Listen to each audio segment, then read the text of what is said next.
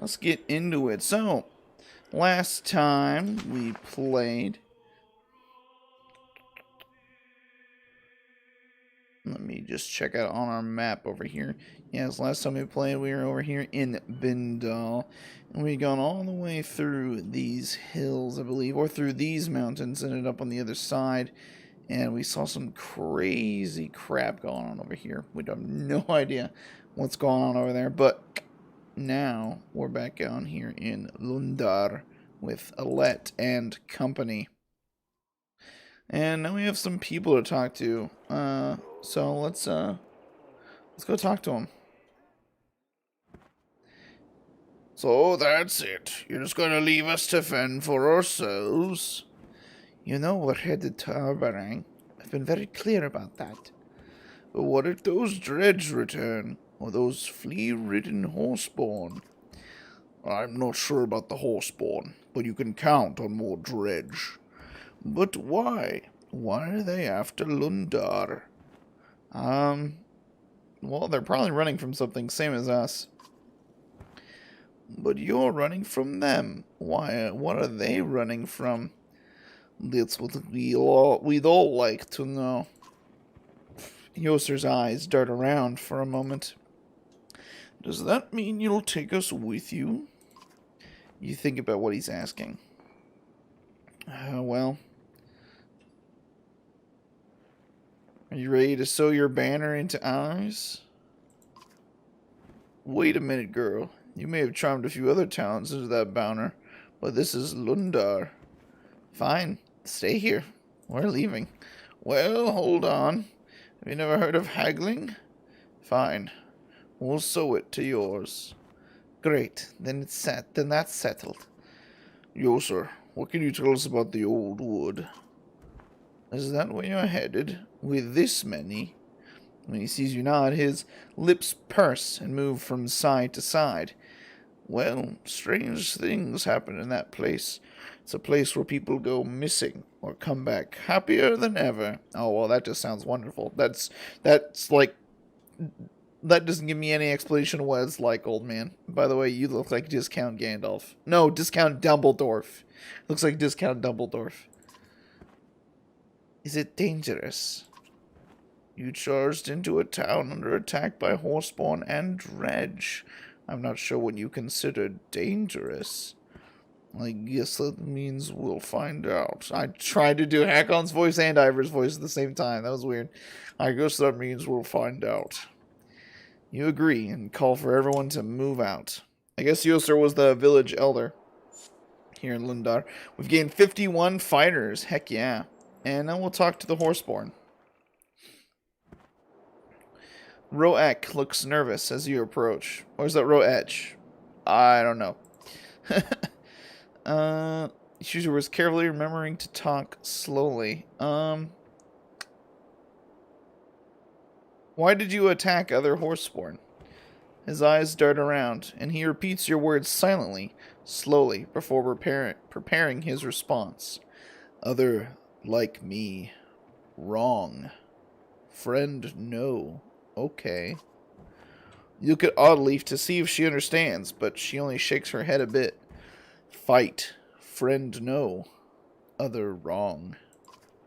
You fought them because they're not your friends? Well, that much is clear. Roech squints while studying Oddleaf's mouth moving. Friend, no. Okay, then. Well, I want to know about you and Durdryu. Durdryu? He whips his tail and stands taller, prouder. Okay, then. He knows them. Durdryu, mate. Me, hers. Hers, mine. Oh, okay, that makes sense then. One food much, again. Strong young for Durdryu and me. Oddleaf looks at you with arched eyebrows. A confident man wanting to provide for a family. There's something attractive about that. You smile and shrug before looking back at Roek. If you're going to join us, you have to follow orders. Hey, Candy, welcome to the stream. Glad to see you here, man. Is everything going good on your end? Are you able to catch up with everything quickly? Is it not too slow or too fast or nothing?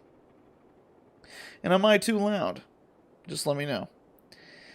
If you're going to join us, you have to follow orders. He doesn't seem to understand your words, but your tone makes him step back a pace. You're not in trouble, but we are a herd. Alette is our leader. Oddleaf points to you and speaks slowly. We follow orders from leader. You follow orders from leader. You cannot be sure how much Roek understands, but his jaw clenches and he stands straighter. He snorts and kicks up dirt with a hoof. He doesn't seem to like that, does he? No, but he'll learn to appreciate it. You choose your words carefully, remembering to talk slowly. I exhausted all my dialogue options. I'm glad I had a chance to talk to you. Roek simply stares at you. God, those lifeless black eyes. It's kind of scary.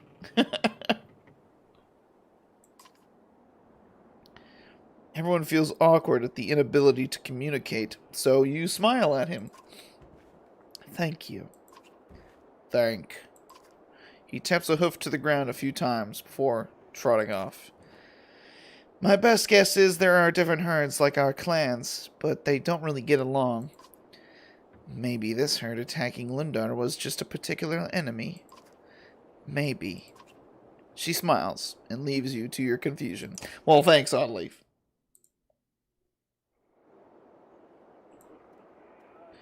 Alrighty. Well, I guess we don't really have much else to do. Let's go and check our heroes real quick. Let's just see how everyone's doing. We have, God, we have a lot of people in our group now. Skathek, Derdriu, Roek, a lot of Horseborn, a lot of Varl, plenty of Varl, really. Gunnulf, the boy, 44 kills. Jesus Christ. He is a madman. Oh, I love Gunnulf. He's my favorite. I love him so much. But we really need to figure out who we're gonna... Who we need to level up, because we can't just keep bringing our mainline people in. We're eventually going to have to level up some people. So, Gris could use a promotion. It's just going to take 7, so we'll just give him a promotion real quick. If the game ends up being too loud, let me know. Because I just don't want to blow out anybody's eardrums if they're listening. So let's go ahead and throw a couple into willpower there, and that's all we'll need for Gris. Alio should also be level 4. And he's kind of... I don't know where we should put his stuff. I guess a point in a couple different areas would be fine. And we do actually have some extra pieces of gear here to hand out.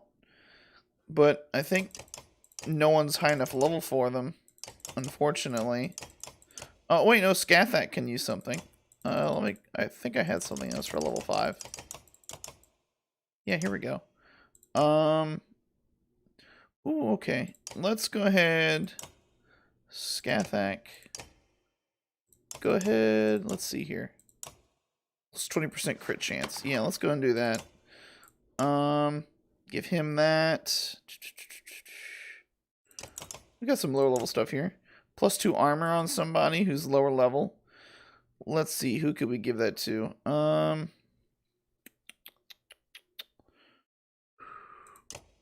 Derdriu is like using javelins. Let's go ahead and give it to Roek since he's gonna be in melee. Just oh no, he can get +2 armor per turn. That's good. And then Derdriu can also get a level 5 item. Yeah, let's go with that. And Irsa. Let's just go and give her some more armor too, just so we can have everyone all geared up. Alrighty. Off we're going, I guess.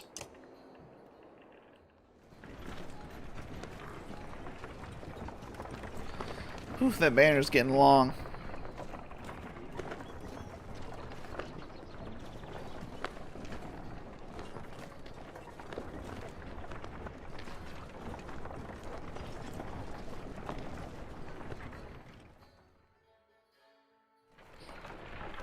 Oh yeah, I can see the forest on the horizon there. It's looking pretty weird. I'm a little spooked by it. A scout runs up to you. There's a woman tied to a tree up ahead. Got 4 guards watching her. The strange news draws a good deal of attention from the caravan. The bound woman is ranting and spitting at the 4 guards when you arrive and ask, "What's going on here?" "This here's a witch," one guard says, "plaguing our clan, making everyone really sick. But we caught her and brought her way out here." The others nod. "She's to be tied here for 5 days without food or water, then cut loose.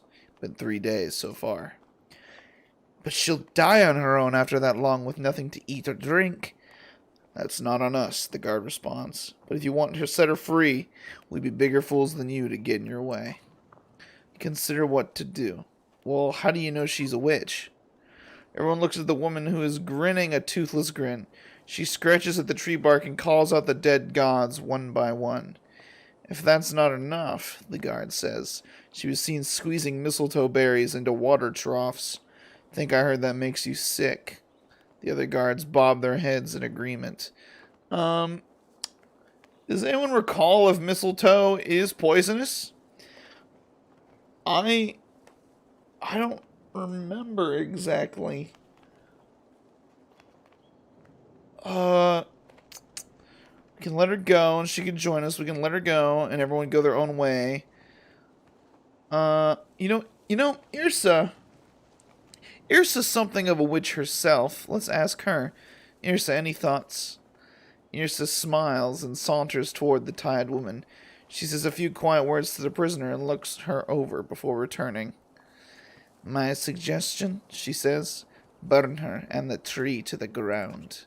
You consider what to do." Okay then, Irsa. Man, is mistletoe poisonous? Does anyone in the chat know if you are listening? Because I absolutely have no idea.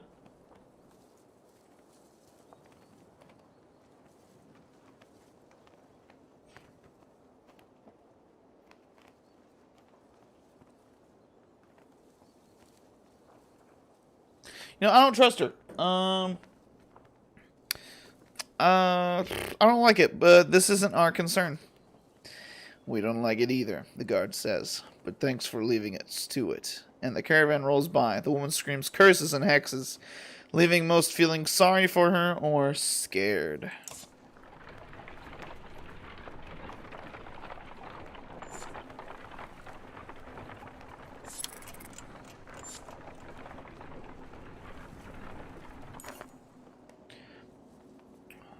Give me just one moment, guys. Yeah, that's fine. Whispers from the clansmen grow in volume with every step towards the colorfully daunting old wood. "Nothing but game trails into this place," Ivor says. "For this many people, I don't like it."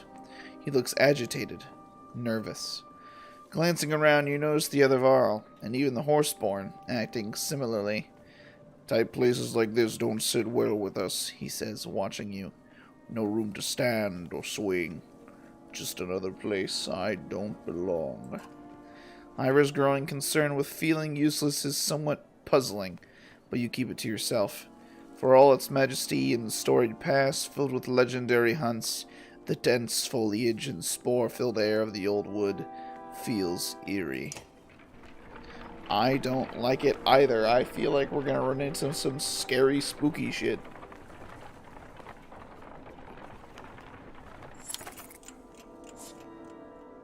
Scouts report subtle movements around you. "We're being followed.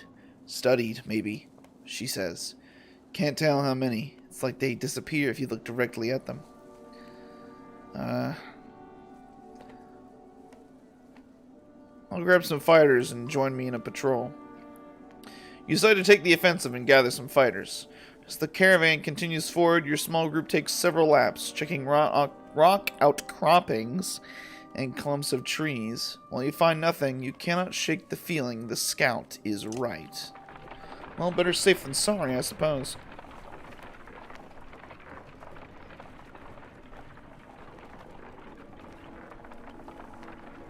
Oh, there's a town up ahead. Well, that's good. Or bad, I don't know. You notice the colored specks in the air are especially thick in this area. When the caravan ahead of you suddenly stops, they are watching a man who is staring at a flower and crying. It's just so perfect, he says. I paint and carve runes, but this flower is what I've waited for my whole life. The spectators are now nodding with tears in their eyes. You're not sure what to do. Why is it perfect? You wouldn't understand, he says. Colors have meaning, and the light is just... it's perfect. The others agree and seem offended by your question. Enough, keep moving. But my life is in this flower, the man says. The others are crying loudly now. Hakon walks by, takes in the scene, and shakes his head before walking off. Fine, but we're leaving, you say. Several people stay behind with the man, but the others pull themselves away and rejoin the caravan. You're not sure what to make of this whole situation. This is spooky! 6 people left to stare at some flower. A sudden rumble underfoot is strong enough to make you grab the side of a cart for balance. After it ends, you notice a young girl crying when her brother puts an arm around her. That's just the way it is around here, he says. Nothing to cry about. Okay. Unleaf looks concerned. I'm not sure if that's the right attitude or not, she says. It keeps them from worrying all the time, but it keeps them from being cautious too. What's the point in caution? Ivor says. Look around. If it is that massive serpent causing these quakes, it could be an arrow's range away, and we'd never know it for all these trees. His words do little to quash the acrid dread in your gut. Jeez, Ivor. Don't be such a Debbie Downer. Depressing me. The faint smell of smoke goes unnoticed by many except you and a few others, including the horseborn. It's coming from the south, Ivor says. Ettingbecker, if the map is right. It'll take us some time to get there. Roak and Durdrio are unleashing strings of angry sounds and pointing to hoofprints leading south through the woods. Clansmen watch them with concern.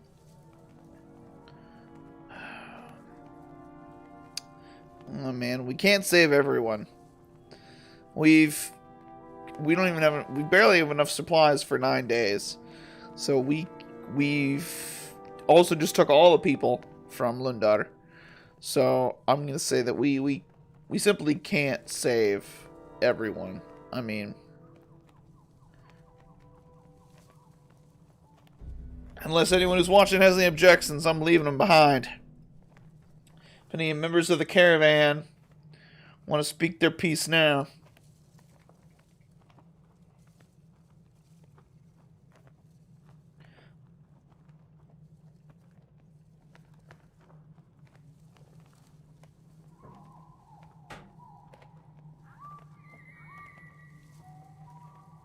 Alrighty. We're leaving them.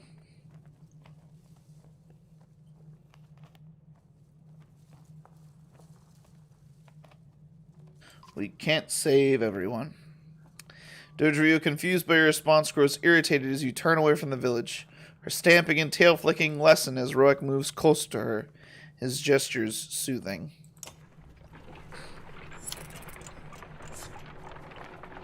Can't save everyone. The smell of smoke has continued to build since you decided not to assist the town of Ettenbecker. The thick and colorful foliage of the old wood keeps visibility to a minimum, but the shouts of fire from the rear of the caravan are undeniable. Whatever happened in that small village, the consequences have spread rapidly. Oh god. Okay, well have the Varl lead the charge away from the fire, because Varl hate fire. Hakon instantly shouts for the Varl to run. The panic in the giant's eyes are multiplied in their movements. The scene is like stampeding yaks, crazed and directionless. That's not what I asked you to do, Hakon. No, no, Irsa cries. They're heading straight towards it. Before you can recall the Varl and the clansmen chasing them, orange flames envelop the surrounding trees. The Varl change direction, catching humans underfoot. Smoke overtakes many. Damn. Hours later, the fire either changes direction or burns itself out, but the caravan is finally able to halt and assess the damage. It is not good. You catch a brief, shamed glance from Hakon. All of the clansmen are dead! Oh my god, Hakon. That was no way for a world to die, the giant says through gritted teeth. Especially Moger. No, Moger! Fucking hell! Especially Moger. I saw him, heard him screaming. Hakon lowers his horns and says no more. God damn it, Hakon! The governor and his guards step over a charred and fallen log to stand by your side. This doesn't look good, you know. People are saying you could have saved Etting Becker and sort of prevented this. There was no way to see this coming. Absolutely. Maybe. Maybe not. Doesn't matter though, does it? When lives are lost, you're blamed. Do better, or these people will run you off. You leave the governor and his guard and help Ivan and Juno with the wounded. There's no one left! There's no more clansmen left! There's no more normal people left! Oh my god, this fire was a disaster. Oh my god, every single clansman died. Peculiarities are no stranger in the old wood, but the discovery of a blue-tinged campfire in the distance creates quite a stir among the clansmen. The Varl ignore it completely, but fighters and families alike want a closer look. You consider what to do. I'll join them. A rather large group of you move toward the blue fire, keeping an eye out for any possible danger. Nothing and no one is there. Other than the crackling fire, the site is abandoned. A clansman calls out, "There's another one!" Another blue fire has cropped up in the woods. I'll approach the next flame, I guess. You arrive at the next flame and again see no signs of who might have sparked the fire. Where's Kaif? A young woman asks. He was right here with me. A few more people are discovered missing as well when someone says, wait, there's a third fire right over there. Let's call out to whoever might be around. Who's there? You shout, but only the echo of your words respond. You turn to see most of the clansmen making their way back to the caravan. You call for everyone else to do the same. By the time you're back with the Varl, a few more reported missing. 5 people missing. I don't trust those fires. I feel like those fires are leading us away. We need to rest.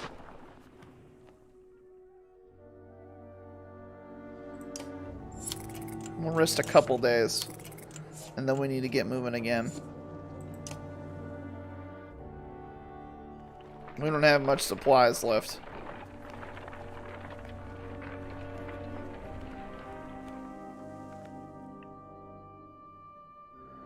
And then, oh wait, oh, we found some village. Some random village out here. You duck under more branches and suddenly find yourself in the clearing of a proper village. The few people you see tend to scatter as you approach, and only the water and birds make any noise. Finally, a man approaches in robes so badly torn it borders on embarrassing. His arms are covered in scratches, which are freely bleeding. Okay. Welcome, friends. We don't get many visitors here, but welcome. Welcome. Is everything all right here? Yes, everything is fine. I totally believe that. An awkward silence hangs in the air. Fine, I'll say it. You look like you fought a bear and lost. Oh, do you normally insult those who offer you a place to rest? He didn't mean to be rude, but your clothes are torn and you're bleeding. Daily chores. The woods keep us busy, and are unforgiving if you're not paying attention. Yeah, apparently. So it was a beast. Brambles. Ever gives you a skeptical look, but says nothing. Please, make yourselves at home. We have good food and strong drink, enough for everyone. The man begins walking away. Wait, what's your name? He smiles again. We have no names here. We simply are. With that, he shuffles away around a building. I'm creeped out. Officially creeped out. I don't like it at all. But I don't got much choice here. What do they got in the market? 1 renown gets 2 supplies. Might as well just get as much supplies as I can. Gets up to 8 days. And I guess we'll rest a day while we're here. Try as you might, you cannot sleep. Is it the sounds of the old wood? You sit up and find an older woman peering in through the window of your room. She begins cawing loudly like a crow before disappearing. What?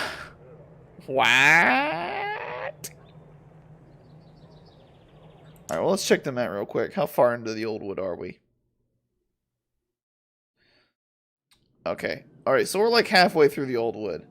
But that begs the question, are we gonna end up, you know, just going out through the west side toward Armorang? I think that would be the best idea. That's probably what we're gonna do. No idea, but I hope that's what we're doing. Let's just leave, guys. That's enough of this creepy ass village, I think.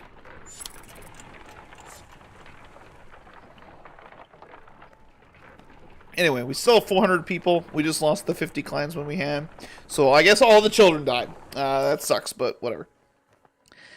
It's worse than Bullringer's flame, a frightened Varl shouts. The trail ahead of you smolders with a line of blue flames like the ones you saw in the woods. The fire is moving toward you, down the center of the trail. You wipe your eyes, not sure what to make of what you're seeing. Hakon curses the old wood and fire and looks to you, panic in his normally calm eyes. The blue flame is creeping towards the caravan quickly, dividing the path. Which way do we go? The Varl King asks you.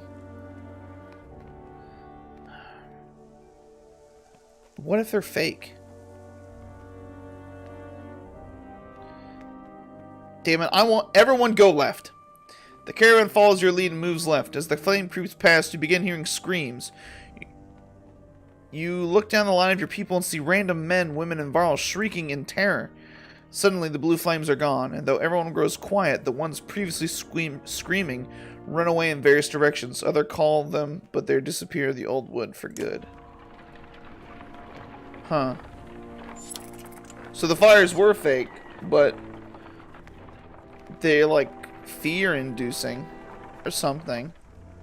I'm seeing a cliff. That's not good. It's down here. It's a big old cliff. That's not good. We don't want to see that. The previous strange village has everyone on edge. Frequent backward glances to see if the caravan is being followed results in a lack of attention towards the behead. A brief rustle of leaves and the sounds of saplings cracking are the only warnings before bears and their cragsman masters attack. And we're under attack. That's perfect. And sadly, Mogr fucking died. Ugh. That's so sad. Mogr was cool as hell. Alright. Who are we taking? Let's take one of these horsemen. And the Varl, we're in the middle of the woods, so I feel like they're not going to do very well. So, and we don't really have any just humans. You know, we'll bring a couple of our beefiest boys. I always bring Gunnulf. I gotta bring Gunnulf. He'll be the one doing the most damage. But I think it'd be a good idea to have a couple of our archers in this battle.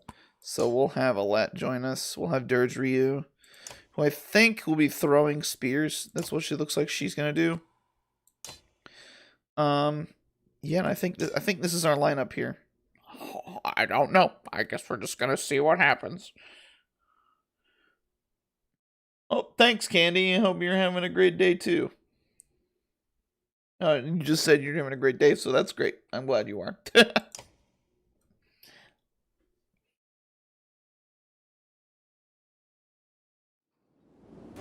And there's the Cragsman.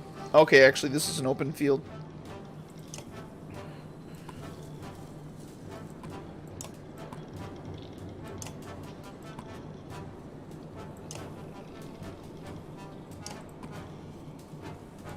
I think we're ready to go. And Hakon, go ahead and move up. Have you end your turn. They're gonna throw some stuff down. And oh my god, they do fire things. That's not good. That's scary for you. I'm gonna have Gandalf move up and just hit this guy immediately. He's not even dangerous anymore. She's just gonna shoot at him. Oh my god, his armor is basically gone now. Trigvi. Stab him.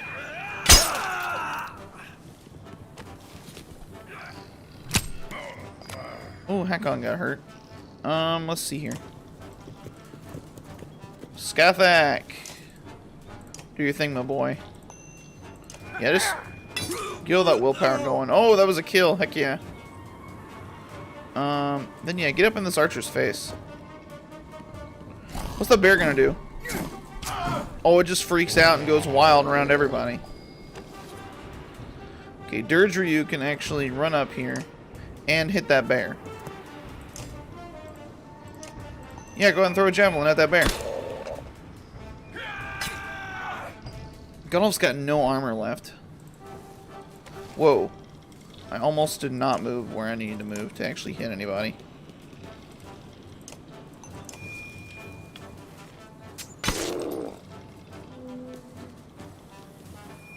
Oh no. Great, now Gandalf is almost down. Son of a bitch. That's frustrating. Kill her, Hakon.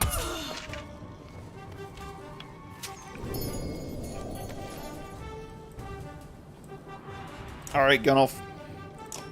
Just spin to win.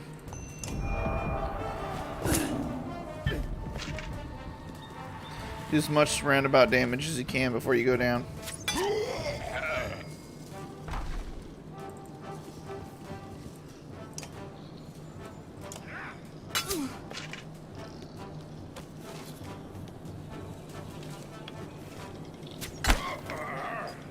Hakon's still up, so that's good. There's another kill from Roek. And then here comes the bear. Oh my god, almost one shot Alette.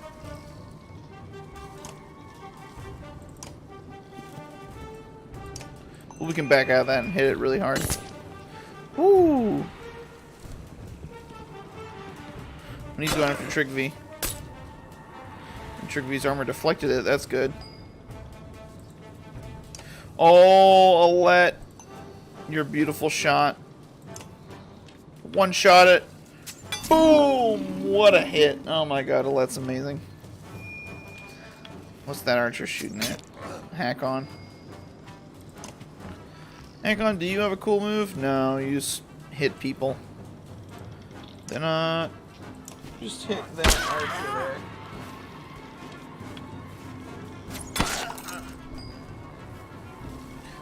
Trigvi, just go ahead and kill this guy.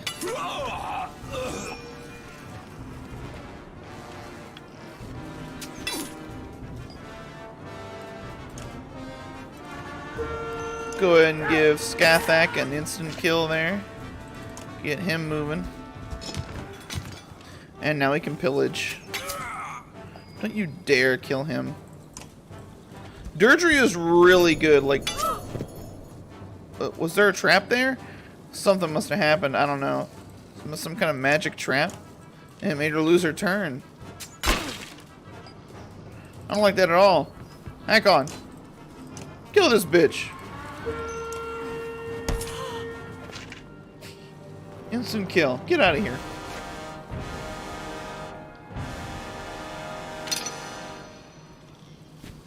Gandalf was actually injured. Wow. How surprising. Not really, though. A wounded cragsman pushes himself back against the base of a tree, looking like a cornered beast as you approach. We was trying to feed ourselves, he said. Bogs are all cracked and drained. Man can't find a new place to live without. He lunges for you with a crude blade, but Olive pierces him with an arrow, and Ivor finishes him with a quick swing of his axe. You thank them, and everyone moves on. So the crag... Geirraður's Godstone is in the shadows ahead. His guidance would be a welcome gift. Man, this is not looking great.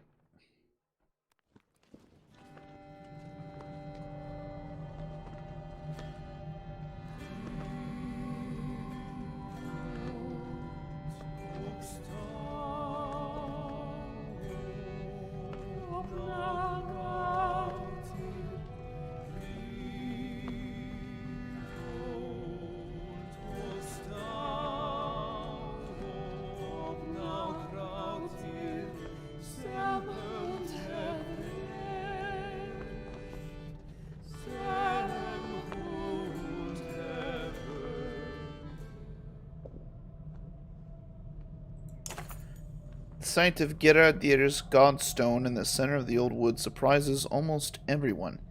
The Eastway Road surely minimized the godstone's visitors, allowing lichens and ivies to encase it.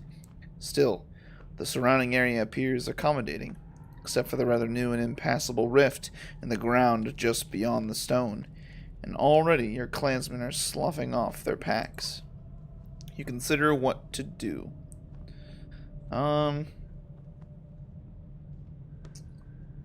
Let's inspect the stone. I always inspect the stones. Known as the god of wise counsel and direction, Geradir is accredited with all types of discoveries and good decisions. As you pull away large strands of ivy, Aelio reads aloud the tale inscribed. A young man came here 8 times in 8 days, seeking counsel on the matter of a young woman who had pricked his heart. On the 8th of these days, when the young man's voice had become hard with the weight of his unanswered prayers, Geradir cried aloud, saying to him, "She is not at my stone, fool boy. She lives where you live, sleeps where you sleep. She cannot love a man who is not there." As you think about the story, you discover a small nook in the stone. Inside is a lock of red hair, tied with sewn cloth. We got Brenna's lock. I don't know who Brenna is, but she had red hair. The clansmen go about their rituals with the godstone and are soon ready to move on. But up ahead, others have decided to make camp. You stifle a yawn, but look forward to some rest. Geradir. On to achievement. Alright, let's get some rest. And, oh, something's gonna happen. Before you settle down to rest, Ivan beckons to you. Have you memorized the basic threads of mending yet? I think so. It's hard to find time to practice, though. It feels like someone always needs something. Are you going to show me more? Part of weaving is knowing what pattern you're looking to create before you ever begin. Alright, so I want to mend the wound like you did with Ivar's arm. The mender smiles, and I want to use your bow to fire an arrow through a line of enemies. Yeah, but that took me years to... Oh, I get it. We'll start small. I'll show you a pattern so tiny it will feel like you're doing nothing, but it's the foundation of many great woven spells. Ivan's instructions are easy to follow, but tough to repeat accurately more than twice in a row. You're getting it. You just need to relax, and a violent rumble in the ground silences him. His face grows concerned. Juno! He bolts through the shaking woods faster than you imagined he could move. What's happening? It's the serpent! Oh God! Aelid, run.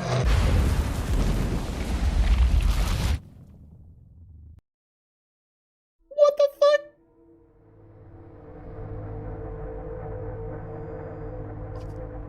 I've been here before, but not like this. Sekidrasta. An ancient tongue. I know the language. How is it you remain alive while inside me? I'm no longer sure I can die. Troublesome. What in the fuck? You've been hunting me. Such arrogance. I consume what parts of this world I can, but your use of a power that is rightfully mine is no longer tolerable. I haven't used any power. Each breath of yours is mine. Your every step is fueled by power created for me. Everything shakes violently. Have I become so pathetic I cannot even consume you? Why must you consume me? I know of no other way, Everything I seek is just behind your thin shell of flesh, yet something keeps me from it. And if I kept you from it long enough, would you starve? Bringing gods back to life would be easier. You must have a weakness. And so must you. The others with me will find a way to stop you. The space shudders again.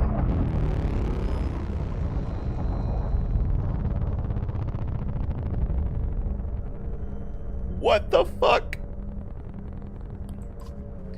The others. Could they be your end as well? But you can control them all. You blink, and the serpent catches your hesitation. Is that Bulwark?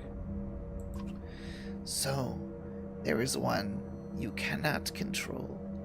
He would be my salvation. But another shudder.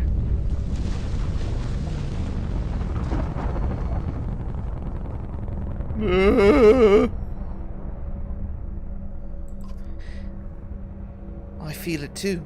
We are both dying. No satisfaction in mutual destruction. Impatience has undone me. Frustrating to learn a solution. Too late. The space shakes horribly one last time.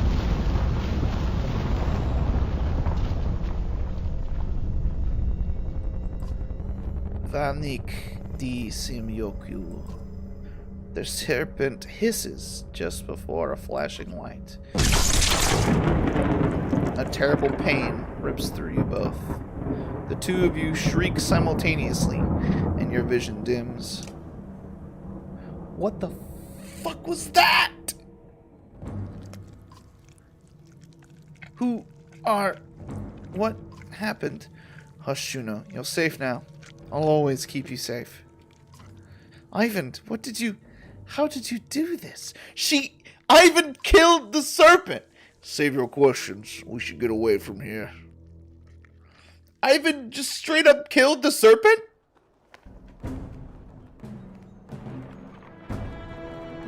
Oh my god!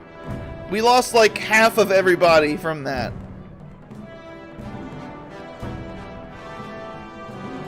$100 fighters and 100 Varl just died. And there's the serpent body. Wait, is it not dead? It's moving. It's not totally dead.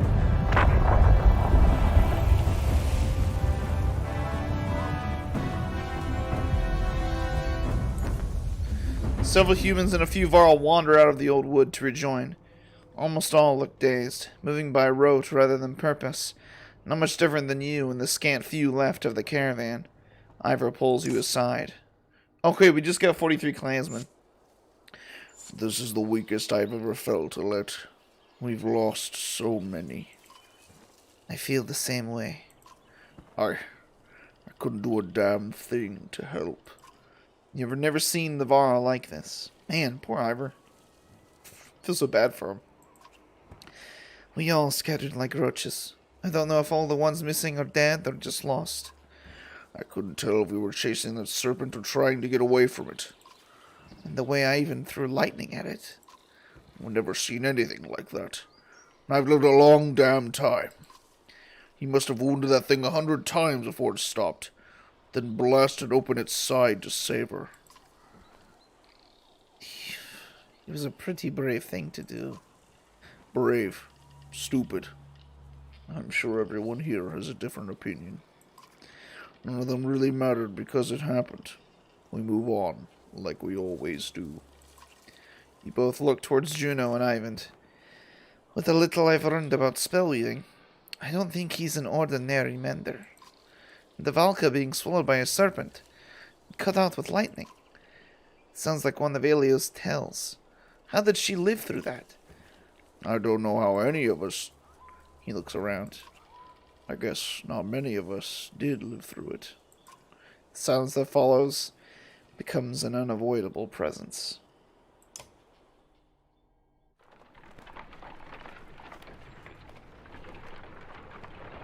He's right, not many of us did survive that. We're about to come to a village. When Juno stands from the cart carrying her, clansmen recall old prayers or pull their children behind them. She takes in their frightened stares with grace, but beckons to Ivan to join her away from the caravan. The two menders are given privacy, or privacy, depending on if you're British or American. I'm American, but somehow I still said privacy. But out of fear more than respect, Ivor shakes his horned head. I'm not sure where all this is leading, but these clansmen, what's left of them, aren't doing good. I'll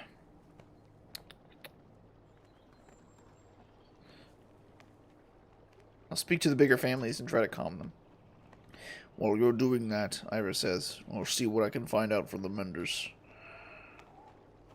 You'll find a few family leaders and do your best to assure them that things will calm down. Waterfalls, smashed towns, horseborn, and giant snakes, one father says. You got no clue what's coming. Others shout their agreements, but he calls for them to be quiet. Neither do any of us. And that's the truth. So we stick to your banner. The others lose the fight in their eyes and nod. Okay, well, our morale's improved. There's that, at least. Looks like we're on the edge of another sea. At this There are village. signs of recent fighting all around Fiskevik. But it might provide a meeting ground for all who scattered when the serpent struck. Yeah, let's see who we got back. Days have passed since Ivan pulled Juno from the serpent. Though the menders are mostly back to their normal selves, the clansmen continue to keep their distance. I'm worried about all the people we're missing. Scattering like that in the old wood. I feel guilty. You can't prepare for a giant snake busting up your camp. But these people depend on me. I gave them my oath we would get to Aberang. Then keep going.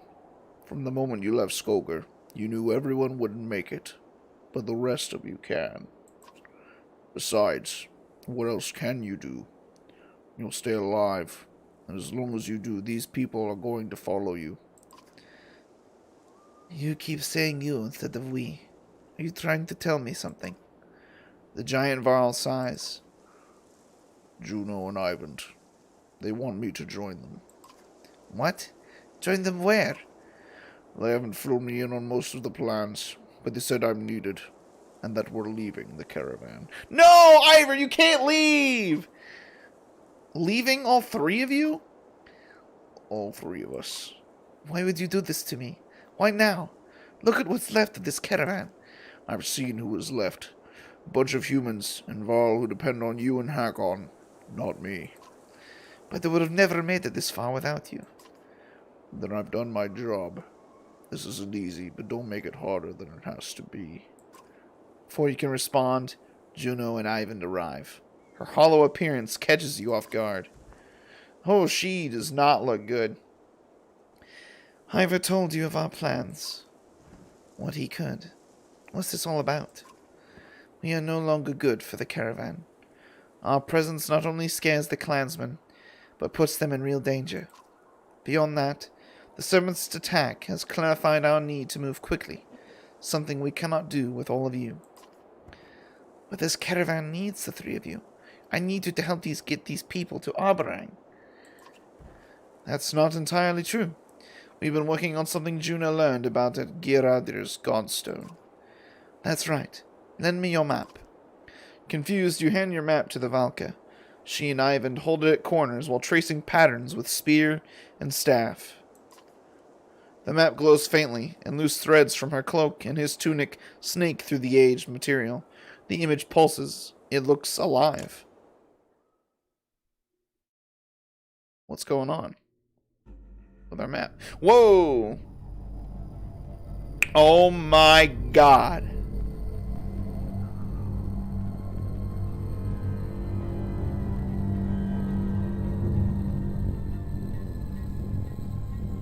What the actual fuck? Is this the horrible shit coming from the north? It's gotta be.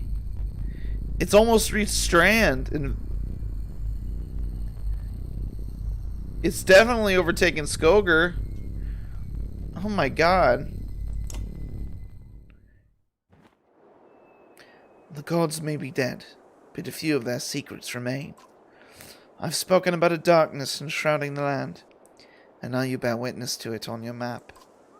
The sky will soon reflect the truth shown here. Even the chasms opening across the land are displayed, but your path to Arborang is clear. Speed will be your ally now. With so few, you should be able to outpace whatever comes your way.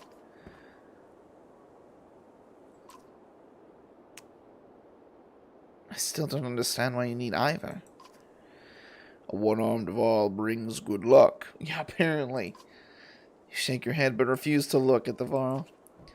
Ivor's strength and resolve will be necessary for us in the days ahead. It's the same resolve you use daily, and you will have Hakon and the remaining Varl with you for strength. But Ivor's my friend. Oh. Ivor exhales loudly, like he is releasing a breath he has held in for ages. In all my years, you and your father are the only two I could call friends. I doubt that will change even if I live another century or two, and it sure won't change with distance. Understand? No words come to mind, so you simply nod. You and the rest of the caravan are needed in Arborang. What will assault you there will require every bit of your wits and strength to survive. And even then, you will perish if we do not succeed. How will I know if you succeed? You'll know, because you'll still be alive. You must get to the capital. You must stay alive. No matter what occurs, hold out as long as you can. Hold on until the darkness breaks. Silence follows her words. You keep saying a darkness, but what is it? Juna stares at you. You're concerned about the darkness starts to fade until Ivan touches her shoulder. The darkness is a mistake. A part of this world never meant for you, or us, or anyone alive today. Then why is it here? Because Ivan, that's enough. The Valka looks at you, and for a moment her hard-eyed expression cracks. We're trying to do what we have to.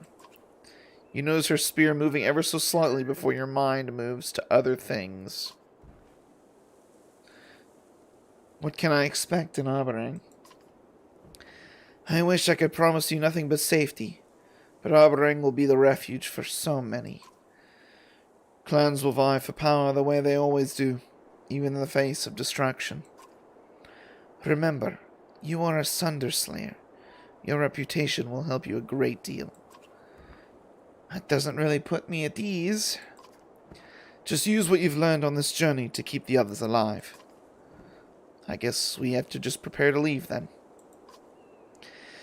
I should get the clan ready to head up the coast and west to Arborang. If you were anyone else, I'd stick around to help. But there's no one alive better suited to take care of these folks.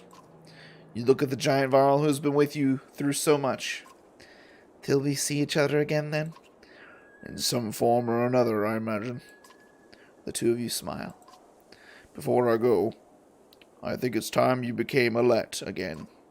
Your hood might still serve you in a fight, but otherwise, pull it down. These people deserve to look their leader in the eye. Thank you, Ivor. You're probably right. Alette, I'm so proud of you. There are hidden patterns on your bow which will only become clear with practice. Take care. You as well, Ivan. Ivor and Ivan find a small fishing skiff. The once clear water of the Fiska Bay is turning green and foul as the Varl hauls the vessel toward the receding tide.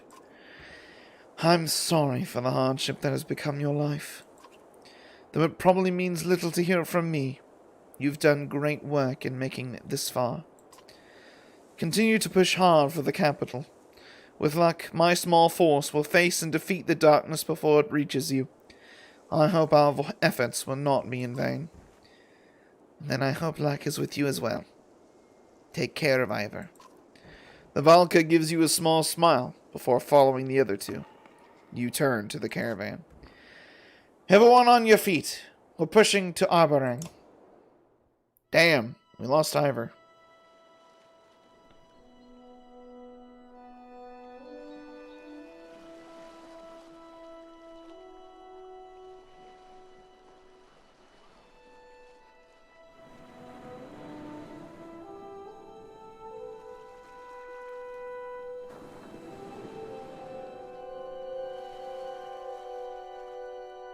Chapter 3. The fetters will burst. Or not 3, 13. Creepy big purple thing of death. Back to good old No Horns. A ways from the woodcutter camp where you found the rest of the ravens, Folka joins you as you stare into the woods. Don't tell me you're fine when you're not. You're still having those damn dreams. You growl, feeling less like talking than ever, but knowing the shield maiden won't let it drop. Excuse me. Whew. I keep seeing Dredge in different ways. We're eating together, then they're gone. Once I was teaching them to fight and they respected me. It's not me, but it feels like me. Folka watches you, listening closely. In the dreams... Oh, this is Bulwark, by the way. In the dreams, I feel old, ancient, strong. But then the dredge disappear and I feel... What? Sad. Like an emptiness. Loneliness? Well, I happen to know all about loneliness among company. Oh my Jesus Christ. When you don't laugh, she just shrugs it off. It's just strange that you're feeling kinship towards Dredge. Have you tried talking to that stone singer we picked up? That would just get the Fane Valka involved. Zephyr will get involved regardless. If the map's right, we'll hit Old Ford and be at the Valka Tower in Manahar soon. She'll have plenty to say there. And besides, who else knows anything about that darkness about to swallow us? You're right. I'll talk to her about the dreams. Good. You're losing sleep. That puts us all in danger. You hold up your hand, sensing something amiss. Folka and you both scan the trees. There! You point to an archer loosing her arrow and dodge it, roaring a battle cry. Some random archers trying to kill me? Oh god, we are totally outnumbered here, Folka.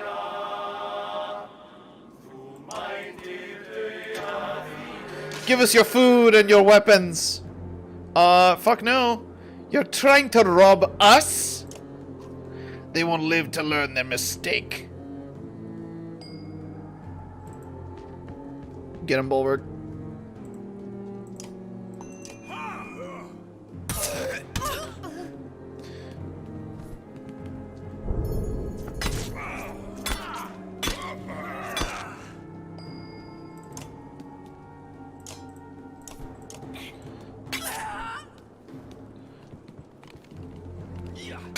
It's like a 2v10. No, do not end your turn. Kill.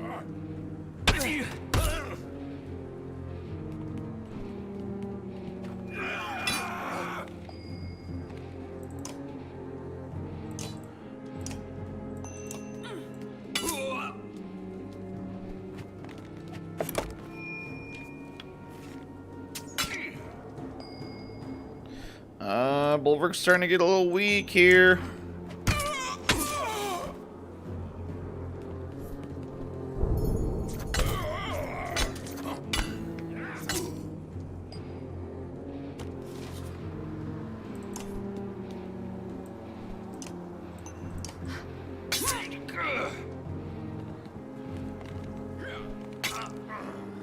Bulwark might go down here in a sec.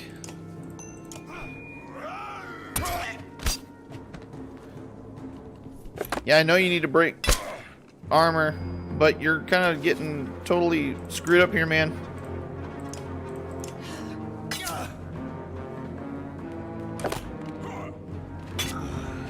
Oh god, there he goes. Folka's got a lot of armor, so she might be okay.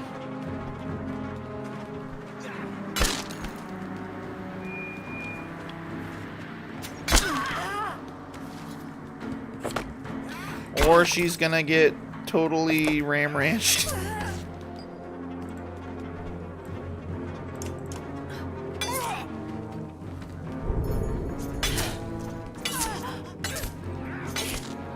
Oh no, her armor's gone. She's going down.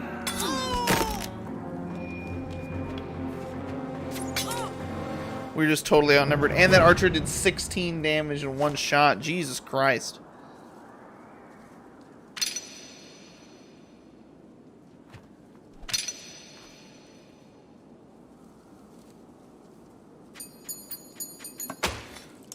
Yeah, my ravens people are not great.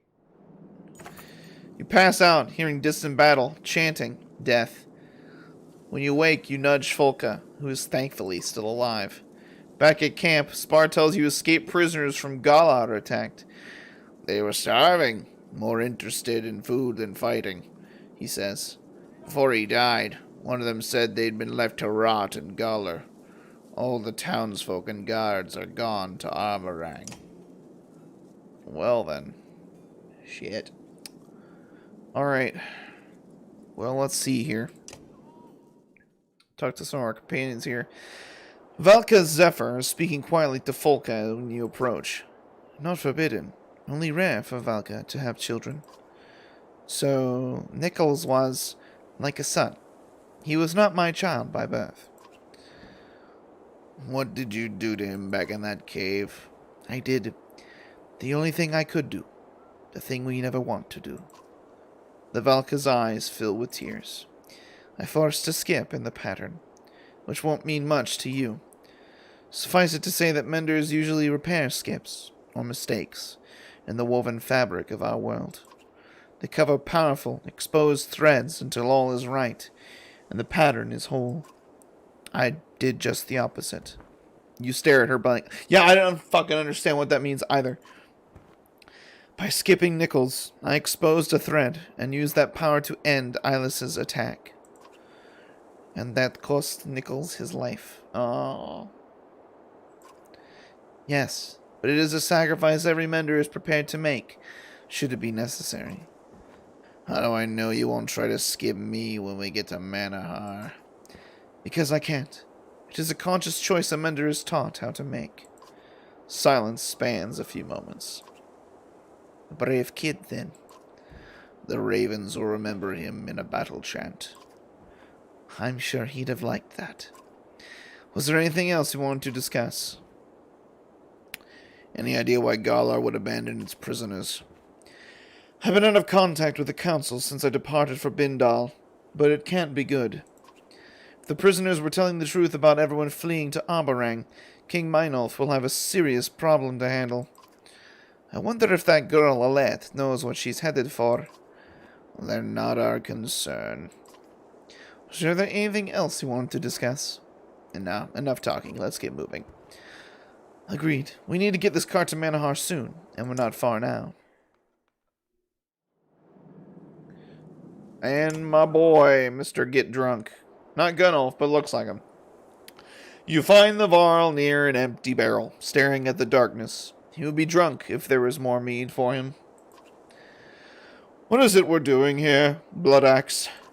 I mean, honestly, what's the plan rattling around in that head of yours?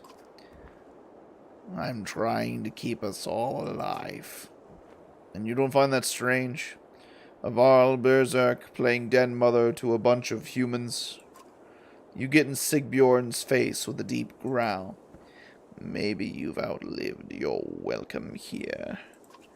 Save your strove strength for one of your pups here who might actually be intimidated. You grab the warhawk by a horn, and punch him in the gut. He doubles over, coughing. The red-headed Varl grunts, rearing up with a punch that catches you in the chin. While you recover, the ravens all gather round, some daring to cheer. Folka watches with interest. Try to wrap him up and slam him into the ground. You rush in and grapple with Sigbjorn, both of you fighting for an advantage. Everyone else moves back, giving you two a wide berth. When you finally get a hold and throw him to the ground, he rolls, grabs a pot of boiling soup, and lobs it at you. You bat the pot away, but the liquid splashes you and you roar in pain. Sigbjorn's face drops as he sees the rage in your eyes. The berserk. You cover the distance in 2 steps, not remembering drawing your axes. They slash fiercely, wildly, repeatedly. There is one less Varl in the world. Everyone stays well away from you until Folka signals that your fury is past. Even then, the ravens are cautious as they strip Sigbjorn's body of valuables and prepare his pyre.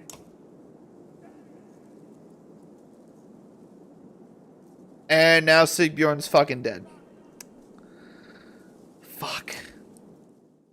Sigbjorn was really important to this group, and now he's just gone.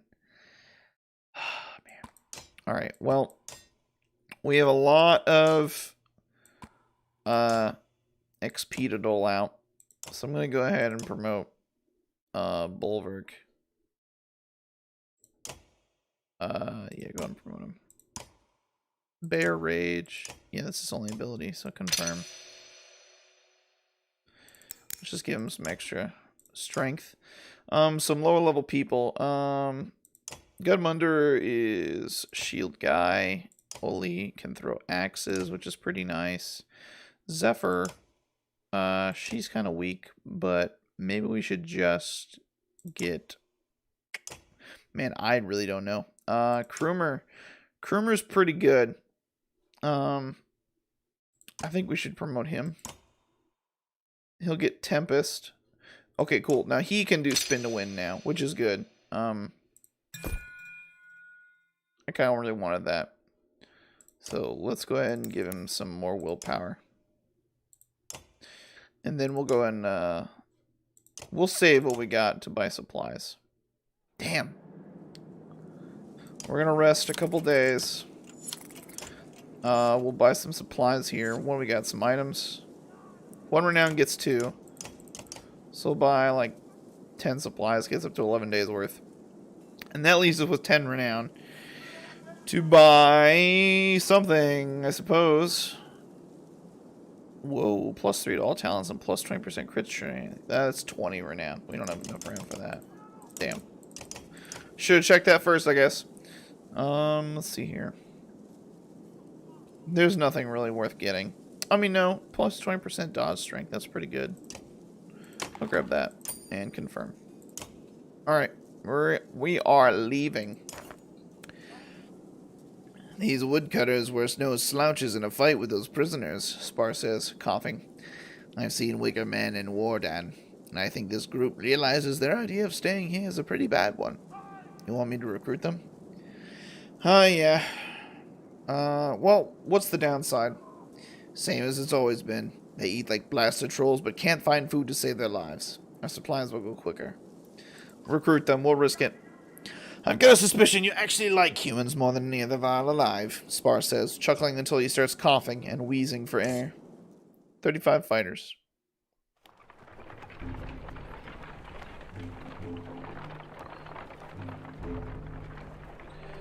Moving along.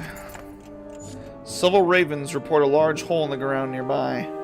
There's strange marks all around it, one says. Some look fresh, others look like they've been there as long as the mountains. Spar looks up. This hole have smooth sides? About as deep as a varl? He asks. The men nod, and Spar grunts. What's in the hole? We couldn't tell, a scout says. No trees around, just a deep hole in the ground about 4 yaks length across. My arms were like chicken skin just looking at it. Let's have a look, you craven. No sooner has the word left your mouth than you see Folka look at you. Were you trying to be funny, craven and raven? You ignore her and head for the hole. It says described. Big, deep, surrounded by scrawlings in the surrounding rock, and disturbing.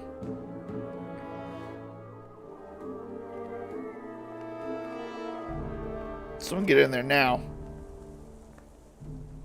Shoving turns into fighting, and soon a dozen ravens fall into the pit. You take pride in their quick reaction, forming a tight ring, guarding each other's back. When no snakes appear, they start looking for anything of value. Only one fighter finds anything, an old clasp, and gives it to you as you haul him out. The clasp of Keen, or Kine. Some piece of gear, I suppose. We got a bunch of forage from our clansmen. That's pretty good.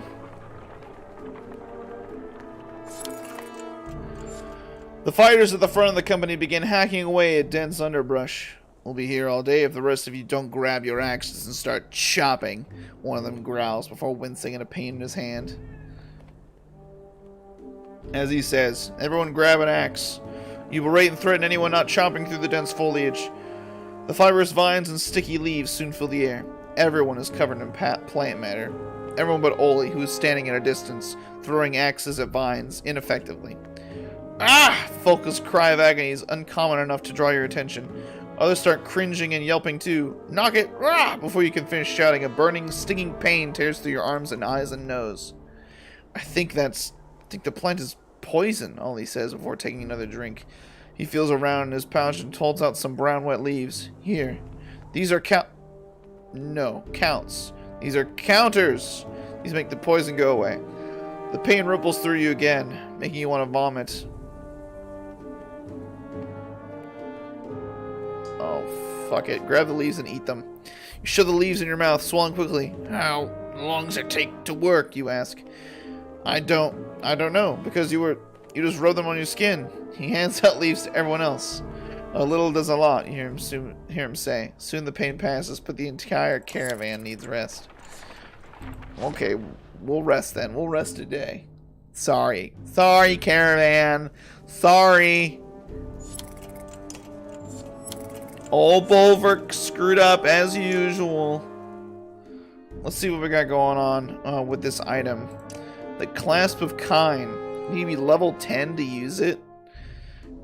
3 to all talents, 1 low per turn, 1 arm per turn, and 1 break. Woo! That's good. That's really good. Hopefully we'll be level 10 at some point. If I'm not bad.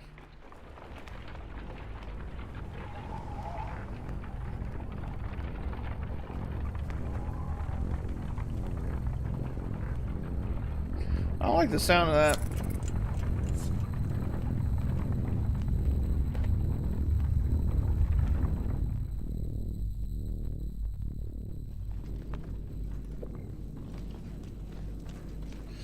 What's this?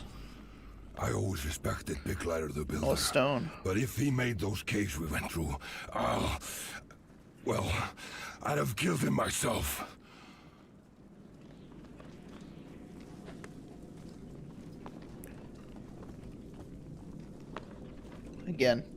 Once again, I get Bulwark's voice completely wrong.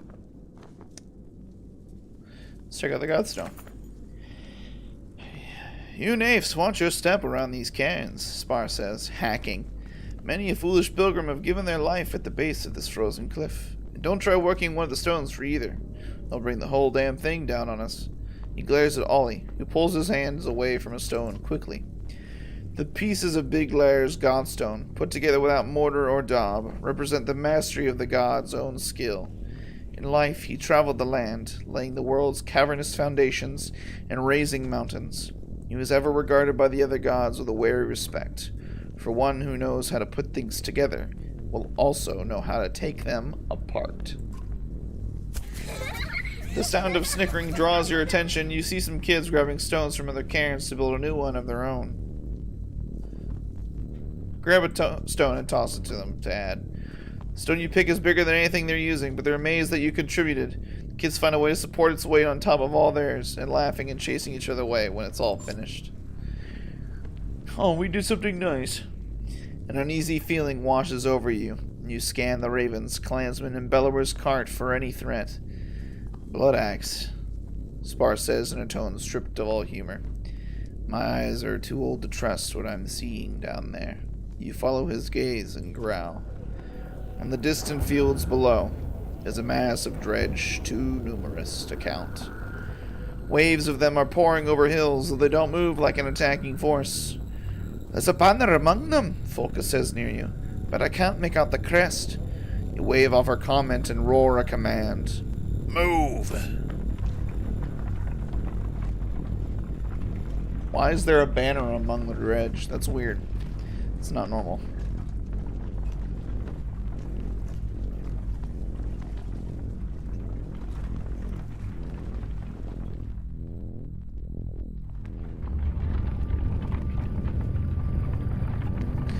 Down the hill we go, and there's the big black mass of death over in the side. Just are pouring over the hills. Let's hope we don't get in a fight with them then. A large group of the clansmen from Bindle have stopped, gasps and whispers among them. What's the problem now, you ask, breaking into their circle and finding a couple protectively holding a bundled baby. It's a curse, an omen, an old man says. The child's been replaced, changed. Never seen anything like it. You wouldn't know a thing about this, Varl, but they do. He points at the couple and others nod. A few women holding their children tighter. Maybe the darkness did it. Maybe they have dark secrets. It's a sad, hard thing to accept, but either the babe dies, or we all suffer fiercely. Show me the kid. The father hesitates before pulling the swaddling open. Your experience with human children is minimal, but this one looks like just any other baby. Look at the other head, someone shouts. You lean down and see feathers? Over the ears, small tufts of pale down feathers. The kind you remember seeing on the neck and under the wings of Irinx. If it's an omen, it's a good one. No one harms the child. No harming babies in this stream. Your mother starts weeping and thanking you. Little Hroker, you mumble, and the father smiles. That's what I call him, he says. Maybe the gods aren't. You walk off before he can finish.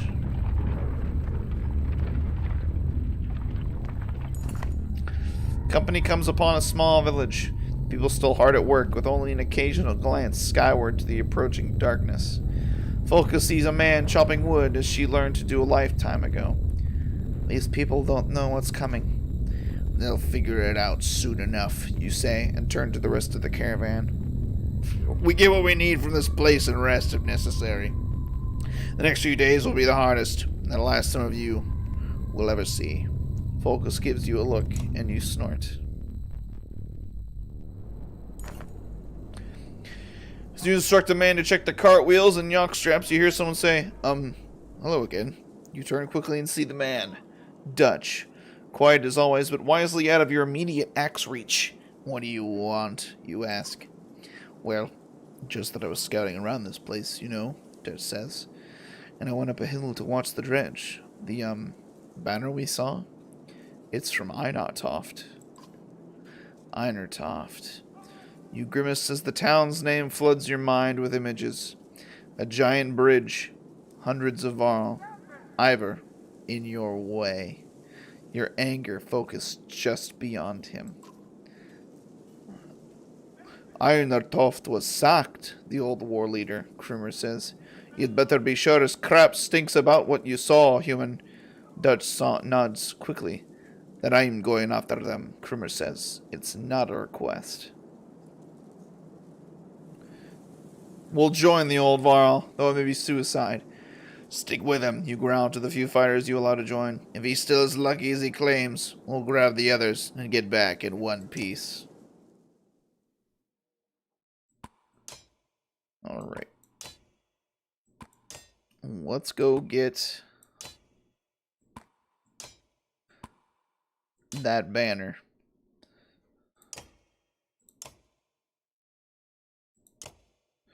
Alright, I want to give Krumer as much strength as I can. Oh my god. Bulwark's been using such a crap item for a really long time. I don't know why he's been using it. Oh, because we have, like, no items in this group. That's why. Ha ha ha ha ha.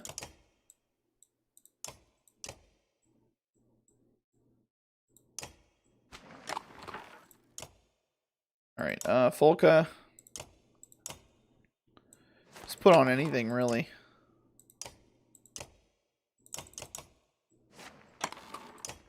Alright. Let's go, I guess.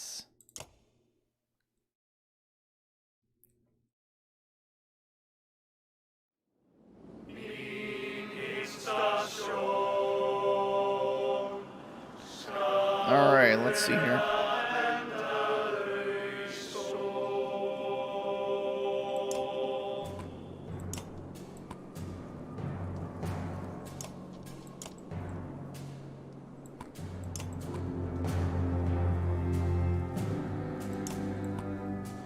It seems like a good formation. Send Krumer up first to really hurt this guy. Lower his chance of hurting us.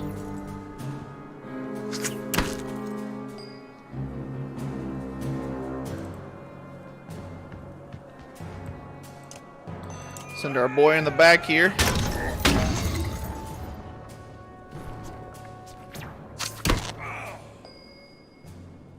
Echo.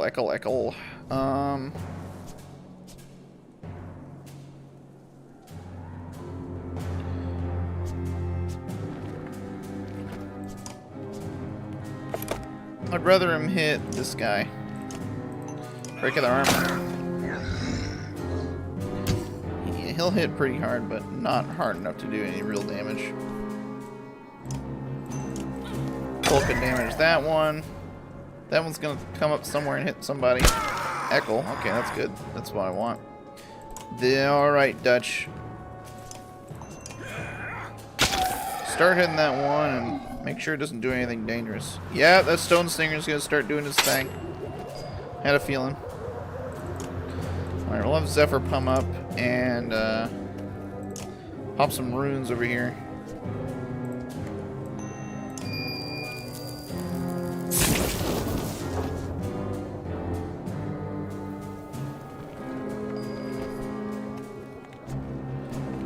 Alright, crew, move there, because it's going to give you some more break on him. Oh, that's really good. That is, like, fucking great. Okay, Bulwark's starting to get hurt a little bit, so we're just going to have him start swinging.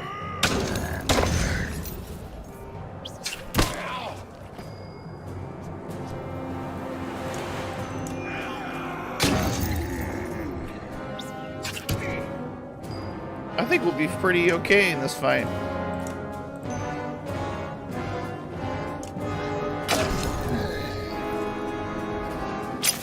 Oh, he's getting ready to do a thing too.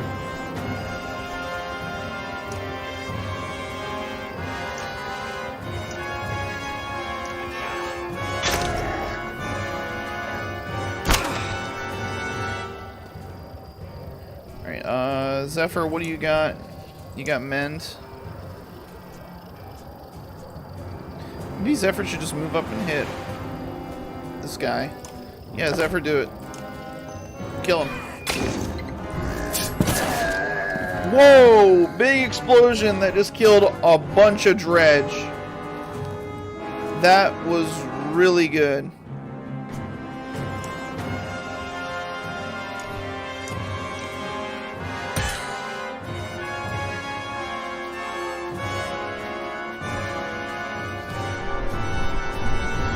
That thing just turned invisible, which I hate. I'm gonna have Bulwark get back off, because I don't want him to go down. I'm just gonna waste time with that happening. Oh, he walked into that thing and it stopped his movement completely, but he can't hit it, because he can't see it.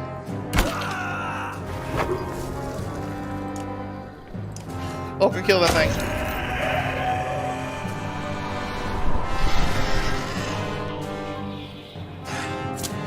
Oh, deflected by Folka's armor. Get fucked. Dutch in behind it. Break its armor.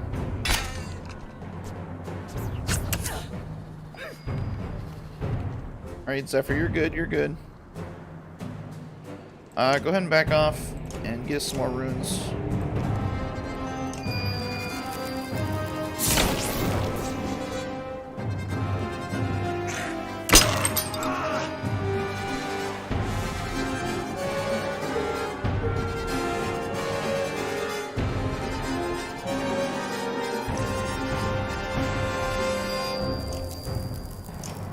Spin to win, Krumer! Nice! Oh!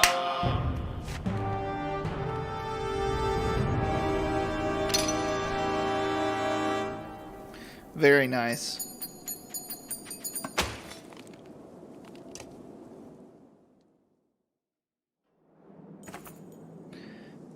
The mangled appearance of a Varl stands in front of you long enough to shout, "You want to stare at me or get me out of this fade mess?" He and the other Varl fighters lope past you with all the strength they have left. knocking away any dredge that get too close. Once back in the village, the deep tones of the scarred Varl utter curses you've never heard before. Then he sees you. You the faint leader of these pathetic humans, the Shieldbringer asks you. These humans are the Ravens, you say, and I'm Bellower. I'm Bulwark. What's going on? Bulwark, are you okay? Who are you? Why do you look like you were spit out by a cold bear? The Varl stares at you, and then cracks what might be a smile beneath all the facial wounds. Fasolt, former commander of what was Einertoft, he says. You might recognize this one beside me. You glance at the Varl, one with barely any horns or beard. Kvig, you ask? What in the depths? Kvig is the youngest Varl, the last one made. We're all that's left of those who fled Grofheim and stood against Bellower at Einertoft, Fasolt says. Kvig, run and get us some damn drinks and some meat. Bulwark and I need to talk. Holy moly, I thought Fasolt was dead! Whew. I always figured the Ravens were a myth. Of all always being around so many humans doesn't make any sense. I need fighters. There's a lot more humans to choose from these days. The scowl leaves Fasolt's face for the first time. A distant look in his eyes. I'm alive by skill alone. No skill with a weapon or by luck alone. No skill with a weapon or desire to kill could have seen me through that. Einertoft was a massacre. Fasolt grows quiet. What happened back there? More death than I've seen in all my centuries combined. Bellower led an incredible force against us, with such precision. He moved his hordes of fighters around like his own arms and legs. And if we fain cut one off, he just grew another. Why do you feel proud? Why didn't more of you flee? You're under. He decided to make a stand. I was left for dead. Woke up to actual ravens pecking my face. Damn near got my eyes. Fasolt grows quiet. How did you make it through the fields of dredge? This stuff behind us? Fain easy. Those aren't all dredge warriors. They might all be armed, but they're mostly families. Most won't bother you if you leave them alone. Since when have dredge ever left us alone? They'll still will kill you if you stick your ass on the ground for too long. But I'm telling you what I've fain seen. Most of these stone bastards seem to be running scared. Most. Seems to be a number of them hunting something, or someone, though. Fasolt grows quiet. The Battle of Boasgard was a bloodbath, too. Oh, what happened? The ravens were called in to keep people from fighting. Trying to get those people to leave was useless. Then Bellower showed up with an army. A human took him down. A human? The immortal Bellower's dead? This question makes you tense, though you're unclear why. Wait, which human? A hunter named Rook. Shot the sunder with some sort of Valka arrow. The Varl's demeanor changes. He's growling. Is Rook still alive? No. Bellower killed him before falling. His daughter is leading the group to Arboring now. Why? Because I've come all this fain way with a fain message for her father from our former king. But she'll do. Fasolt's eyes, accented by the torn skin, look deadly. If you're heading west, I'll stay with you to the old ford. You have more questions, but decide to leave the Varl to his brooding thoughts. And so Fasolt is alive. I never thought I'd see the day. Well, I don't see why we should stick around, so let's just keep moving. A couple of scouts rush into town as you prepare to leave. They're closer than we thought, one shouts. It's like the dredge don't need sleep. The fear in the man's voice courses through the fighters and clansmen. In 2 steps, you're near him, backhanding him to the ground. You turn and face the caravan. Men try to act strong for their families while the yaks bleat nervously. Speed and luck are your only hopes to outpace the dredge and make it to Manahar. We won't be stopping for nothing, you shout. Rest included. This is what we call a death march. But what if we're attacked? The Valka asks. The wounded will need rest. You shake your head. We will be attacked, you say. The wounded die, or we make it to Manahar. That's as simple as it gets. But her words make you consider your caravan. Move out, and leave the fighting to those who know how. The caravan responds to the command without complaint. You've even seen a few smiling at you as if you've done something good by just getting them moving. Stupid humans. We are pretty stupid. We're pretty stupid. Just be honest. From over a hill, dredge emerge, armed. Let me and a few others handle this lot, Spar says before coughing violently. Keep going. We know where to find you. We all know the danger we're in, so don't go getting soft and sentimental on me. Do what you can, old man. Spar smiles before heading off with a dozen others. The caravan moves on, untouched by the dredge. See you, Spar. I get the feeling we will not be seeing him again. He's been hacking and coughing this whole way. There's too many of them, Bulwark, Folky yells. They're too far to go. We've got to stop for a rest. She's doubled over. Your own sides burn as you gulp air. The rest of the caravan is no better. A deep vibration fills the air, unsettling you. It's coming from within your ranks. The Stone Singer. Folka shouts, "Shut him up!" What are you doing, Valka? Sever's head is turned, trying to make out the complicated sounds. I can't be certain. Something about our location, but there's more. He's begging. But for peace or to be saved, I don't know. I'm gonna let his song play out.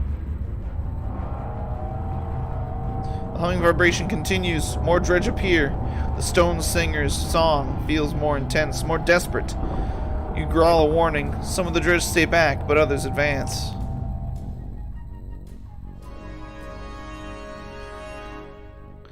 Back into battle we go.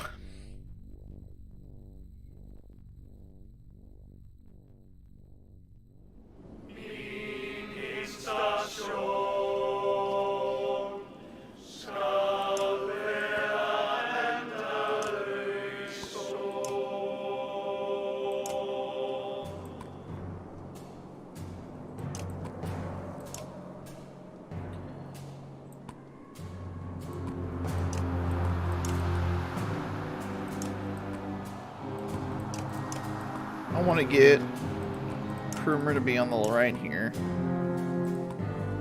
That feels good. Oh, Krumer, get up there and do your spin to win.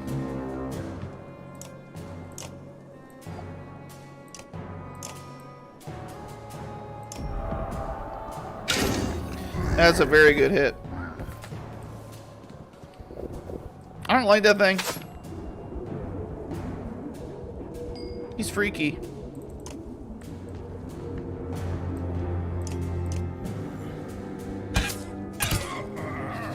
Oh, when we hurt them, they hurt us back.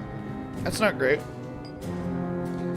That's not something I wanted to have to worry about.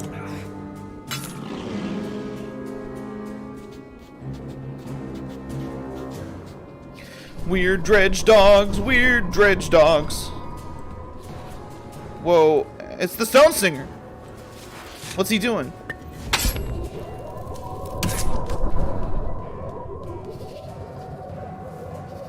His song stripped armor from the dredge. He's helping us. I knew he was good.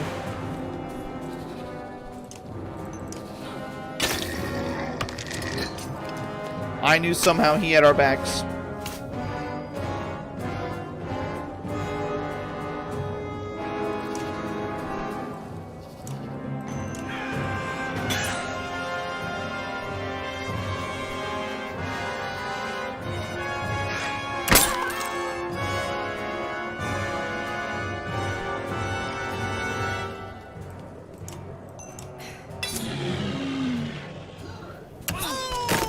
Whoa, her armor is disappeared.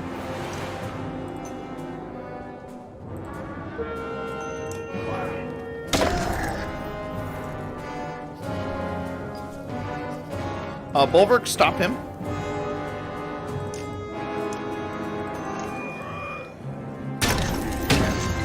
Very good. Oh, Folka's gonna go down.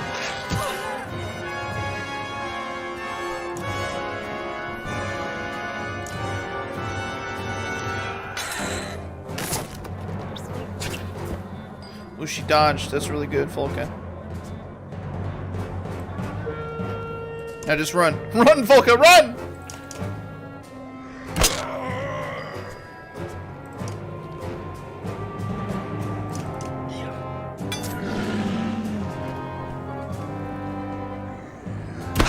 Okay, good. Folka's not gonna go down. We managed to save that.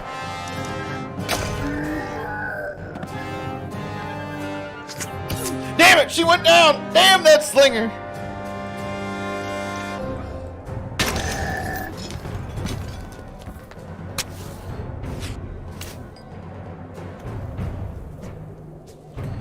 Just rest where you're at, because you're just gonna do more damage than good, Bulwark.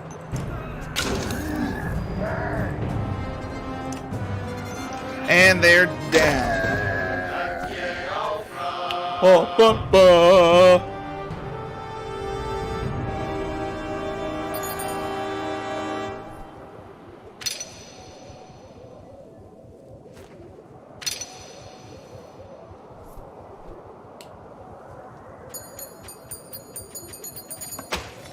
A good tasty 14 renown. The stone singer falls to the ground, drained of the ability to even stand. Zephyr stops you from approaching him. He was calling to the others to leave this place, she said. They paid him no heed, so he did what he could to help us. It cost him. He's as frail as a child now. You snort and signal for everyone to keep moving. Zephyr and a few others place the stone singer back in a cart. Okay, cool. So we have a stone singer on our side. The caravan is tiring, but so far still marching. Ahead, dredge are climbing out of a crevice. Enough of being chased by these feigned stone lovers. The man takes off towards the crevice on his own. Send a dozen fighters with him. The fighters follow Echo as the caravan continues moving. No one stopping to even look over their shoulder. See ya, Echo. Good luck. The ravens are making good time, despite growing tired. Through this pass, you say, and keep your heads down. Suddenly, snow and rocks roar down a hill in front of you. That's no coincidence, you say, and turn to find Dredge pressing in. Goddamn, more Dredge fighting. Volka is a little injured, but she's still got good armor on her, so... And since Eccle's gone now, we don't have him anymore.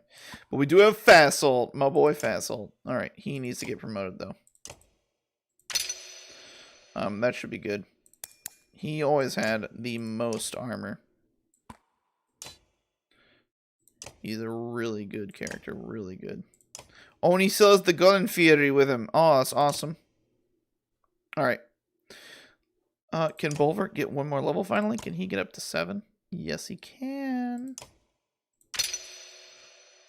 I'm gonna get him some more break. And I don't want him last. Zephyr. Alright, ready for battle. Let's go.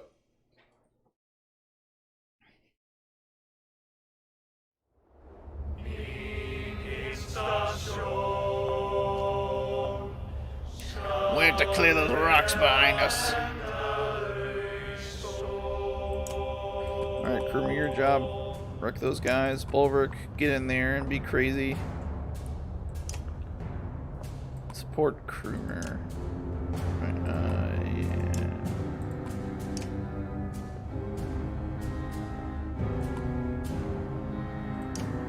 Zephyr's gonna throw down some runes.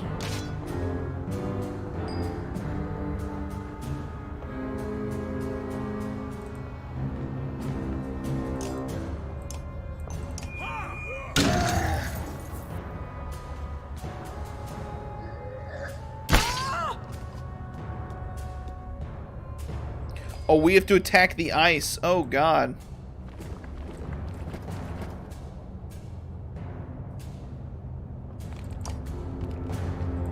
I will send in Bulwark to keep these guys busy. Endless Sieve Dredge, eh?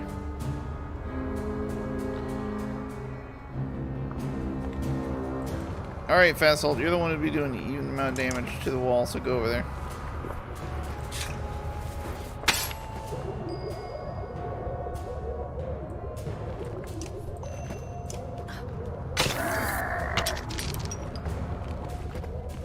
Oh, Dutch is gonna get hit.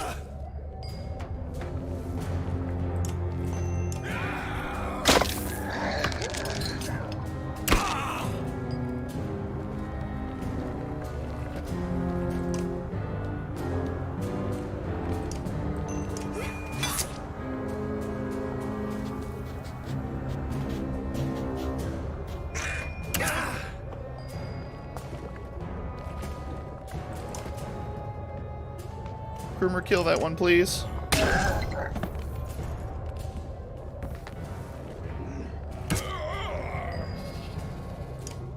Bulwark, go crazy!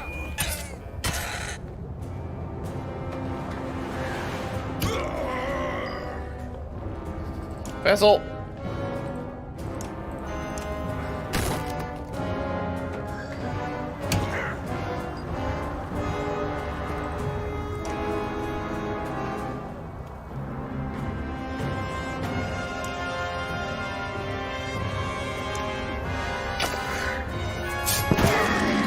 Oh god, big blue explosion that made Bulwark and Dutch go down. That's bad.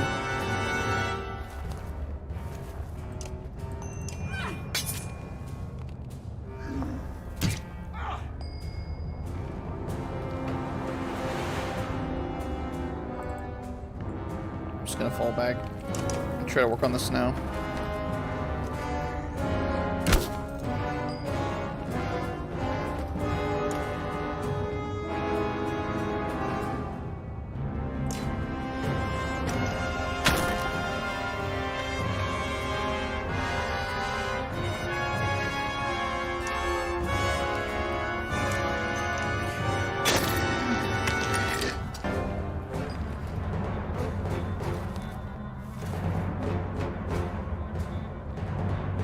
I wish I knew how much ice I needed to clear. But I don't.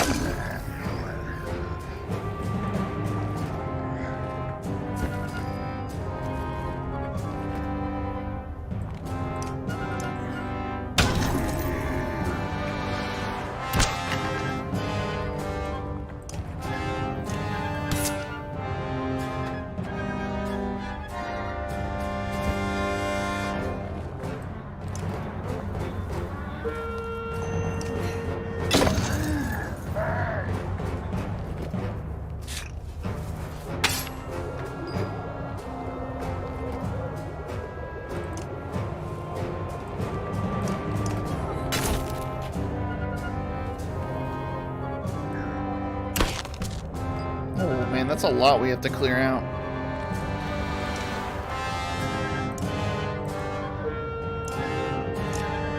Spin to win, Kroomer!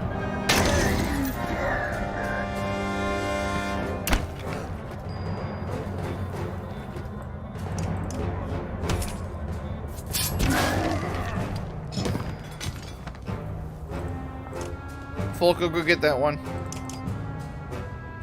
We'll keep chipping away at the snow.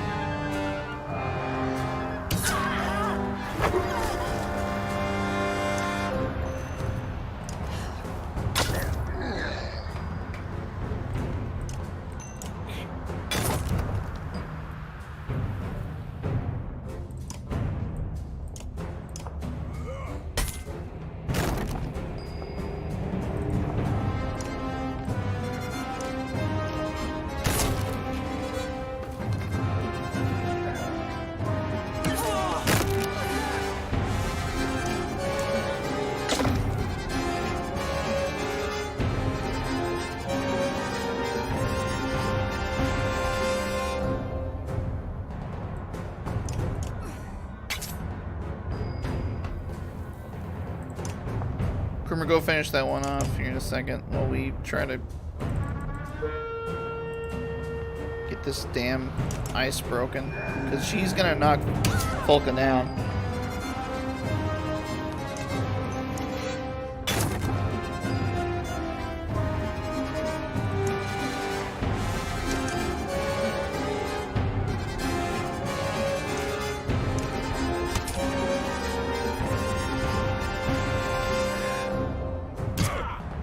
That hurt.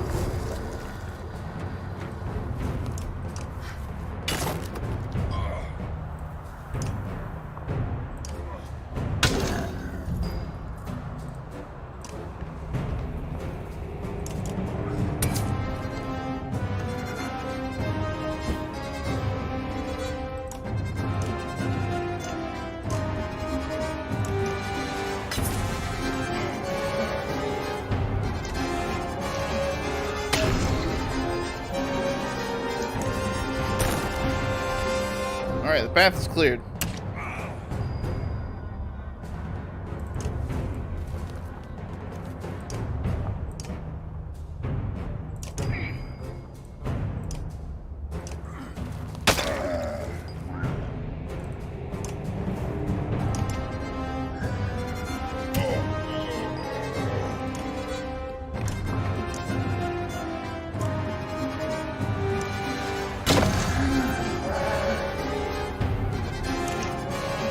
Pulsate cannot move. Vasil cannot move very far. Finish it off! Falca. We have to get through those rocks. We can get through them now. We're safe. Aren't we? Not a single one of these rocks is alive. There's one rock left! Oh my god!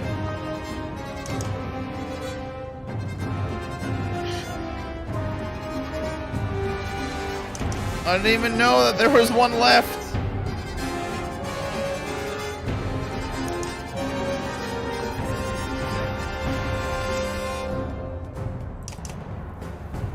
Except for please don't go down.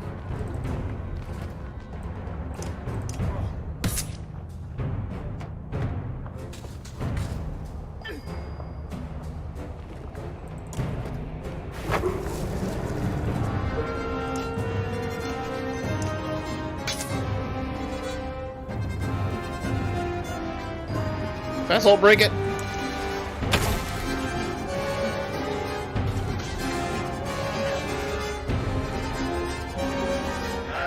Oh, that was it. Okay, we got out. We lost a few. I mean, a few people went down, but we got out. We broke all the ice. I think we escaped. Oh man, I'm dying of thirst here.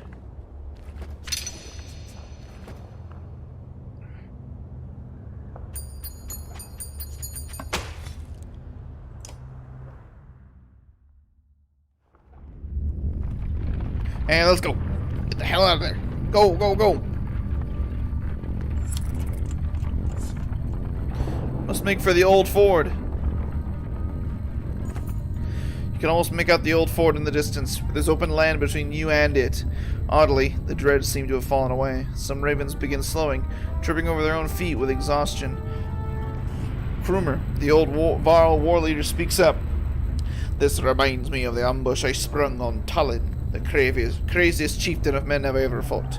His fighters were all strung out and tired like us. One small trick would have ruined our ambush, but lucky for us, they never figured it out.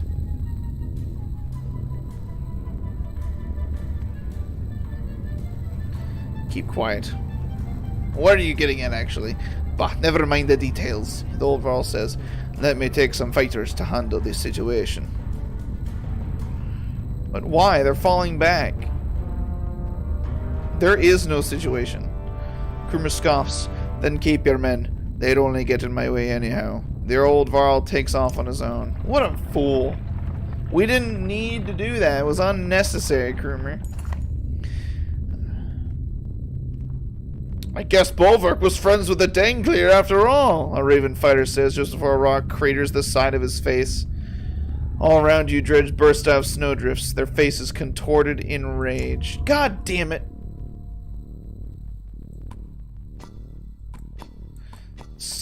constant fights after fights after fights. And everyone's getting injured.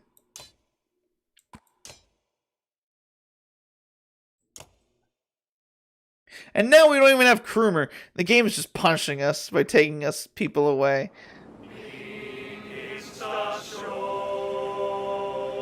Oh my goodness. Over, go nuts over here.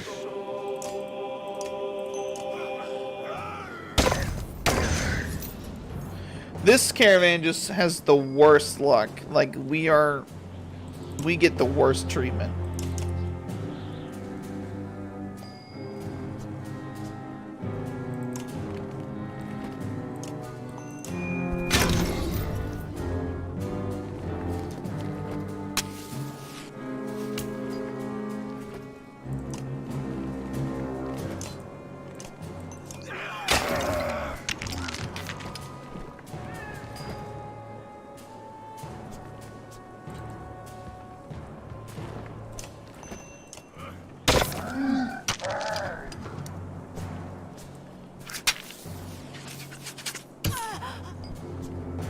Oh, Zephyr. That's not good.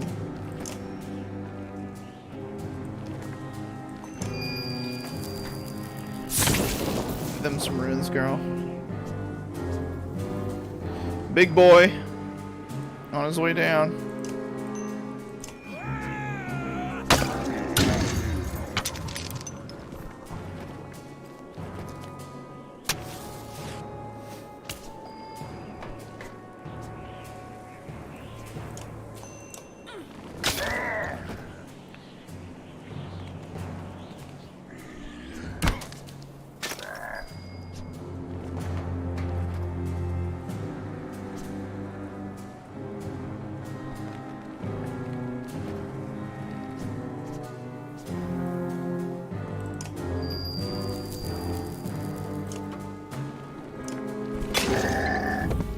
Here's a kill.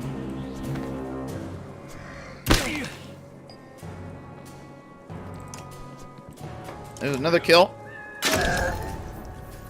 Humans are actually worth it. Oh, Zephyr probably gonna go down before too long.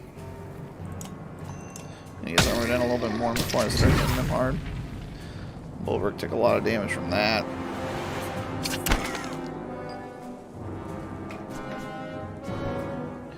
Zephyr, just get as far away as you can. Throw down some more runes.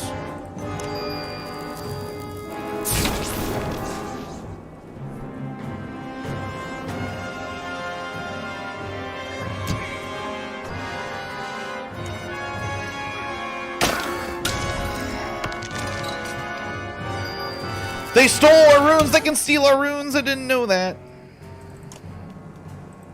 Well, now I know that.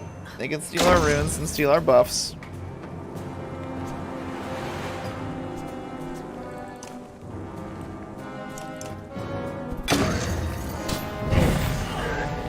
Bulwark just went down.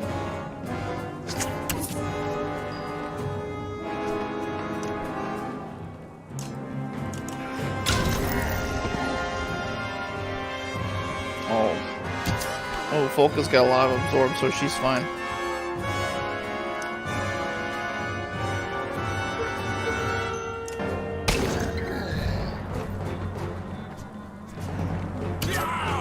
Holy won't be up much longer.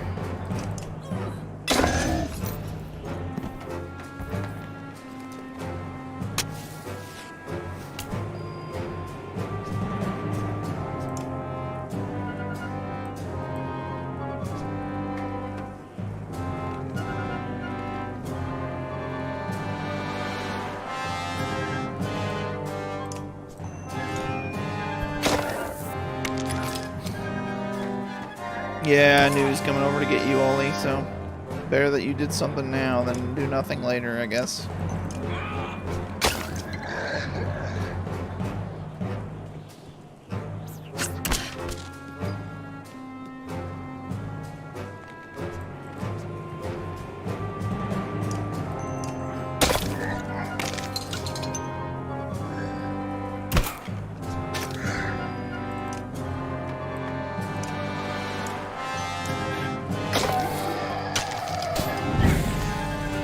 Damn, that explosion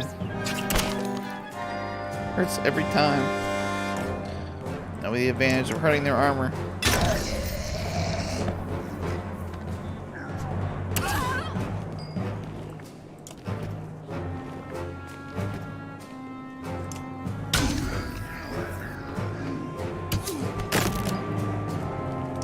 Just kill that one Volca.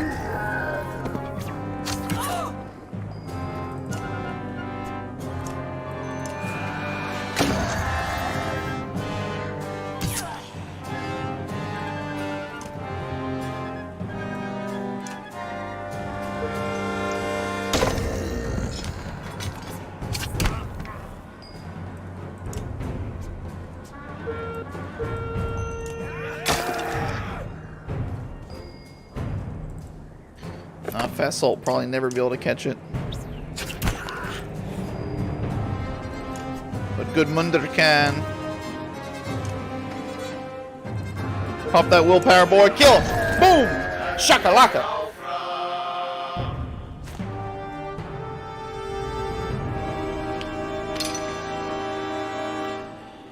Whew. A few people got injured, but we're all good. And they're another victory for us. Maybe I can get people even more upgraded now.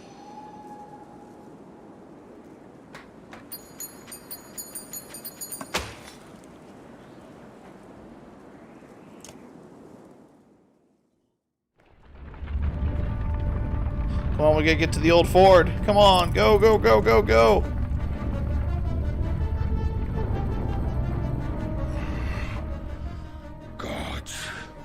Of all places to make a final stand, I bring us to the old fort. A human bridge that should have crumbled 100 years ago.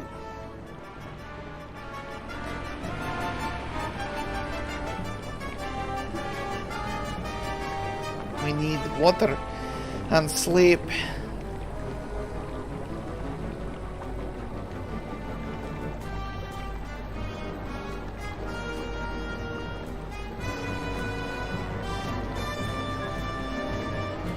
People will help us. Don't attack them.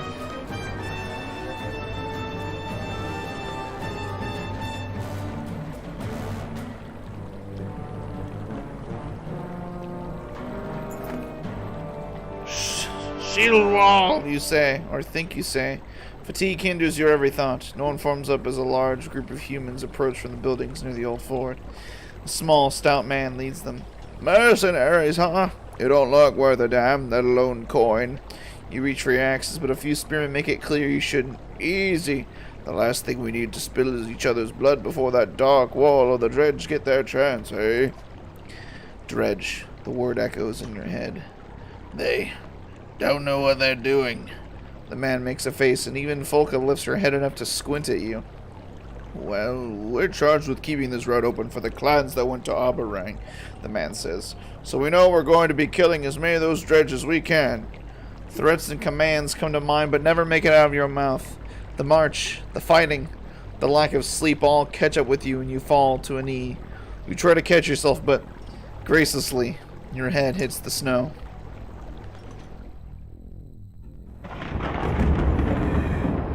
Darkness. Purple lightning and a dark sun. What in the depths is this? Sensing you're being watched, you leap to your feet to reach for Claw and Fang, but they're missing. You roar in anger. The short man by the entrance takes a step back. Easy, Bulwark. No one's trying to harm you. You get to your feet, head pounding. Where are the ravens, you ask. I woke you first, he says, but the others need to get up too. I let you sleep as long as I did, but we're almost out of time. He motions to his side table and you find your axes undamaged. Who are you, and what do you want, you ask. My name's Hatter, but that won't matter in a few hours, the man says. We came from Akar. We're the rear guard of the clan's army that went to challenge the king in Aberrang. With axes in hand, you ask, then what do you want from me? Well, I'm no battle leader, Hatter says. I'm just a skirmisher like all the rest here. I'm proud of myself for not running off already. Plain and simple. You know how to fight, so tell us what to do, and we'll do it. We've got fighters who could use some tips or encouragement, Henry says. Maybe we could build some stake walls with parts of buildings. Up to you. But you don't have much time to do much. And no one's expecting miracles. Regardless of how this plays out, I'm glad you stumbled in here when you did. Stepping out into the cold air refreshes you. You look around and are surprised to see stragglers crossing the bridge. The old wanderer is alone and angry. What's wrong with you, old man? He glares at you. Those faint dredge. We fought them a few times, but they eventually got the better of us. Killed everyone but me. Just threw my blade away and shoved my head in the snow. He coughs and spits. Grab a new blade, you say. Get ready to avenge the insult. You grab a handful of snow and squeeze it into your fist until a trickle of water falls to the ground. Silent tribute to your ravens who didn't make it. So, Eckel probably died. Oh, see ya, Candy. Eckel probably died, and so did Krumer. Alright. Whoo, this shit's been wild. But, I think we're gonna leave it off here for now and play some more in a later stream. But this has been crazy. And I'm having a hell of a time. I hope whoever stopped in and watched enjoyed the stream. And, well, I hope to see you guys in the next one. And I hope you guys have a wonderful rest of your night. So, until next time, farewell. Oof.